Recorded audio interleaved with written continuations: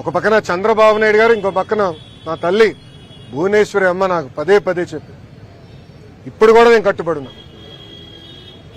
5 సంవత్సరాలైనా సిగ్గు లేకుండా ఇప్పుడు కూడా సాక్షి పత్రిక యజమాని తరపున వచ్చిన లాయర్లు వాదిస్తాం. చాలా చాలా బాధాకరం.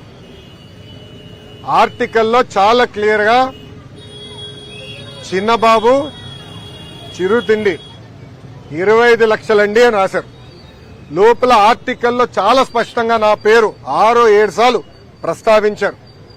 దాంట్లో చాలా క్లియర్ గా నేను అక్కడ తిన్నానని, ఆ బిల్స్ ఆనాటి ముఖ్యమంత్రి చంద్రబాబు నాయుడు గారి అకౌంట్ లో నేను వేశానని కూడా వాళ్ళు చెప్తాం జరిగింది.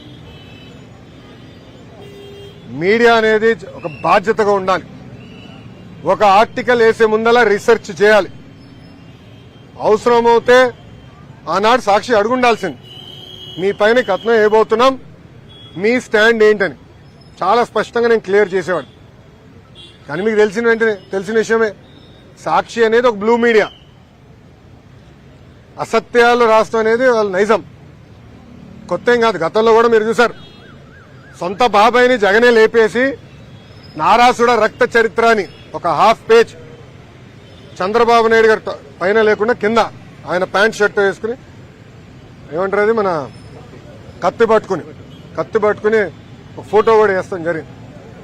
దీనికి ఫుల్ స్టాప్ పెట్టాలి, విలువలు ఉండాలి అన్న ఆలోచనతోనే నేను డిఫమేషన్ సూట్ వేశాను.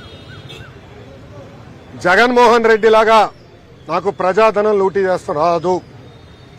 మనందరం చూసాం, 500 కోట్ల రూపాయలు ఖర్చు పెట్టి ఒక ముఖ్యమంత్రి ఉండేదానికి ఎలాంటి ప్యాలెస్ విశాఖపట్నంలో కట్టారు.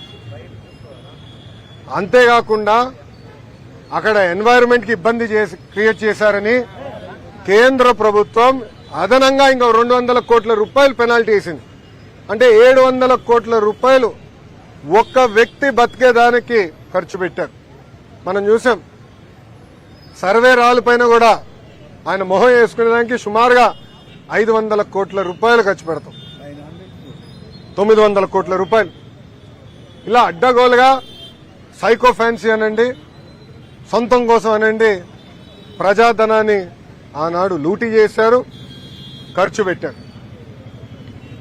అది నాడు నేడు ఎప్పుడు తెలుగుదేశం పార్టీ చేయదు. ప్రజలకి మేము సమాధానం చెప్పాల్సిన బాధ్యత మా పైన ఉంటుంది.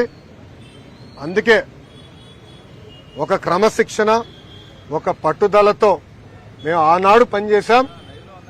అదే క్రమశిక్షణ, అదే పట్టుదలతో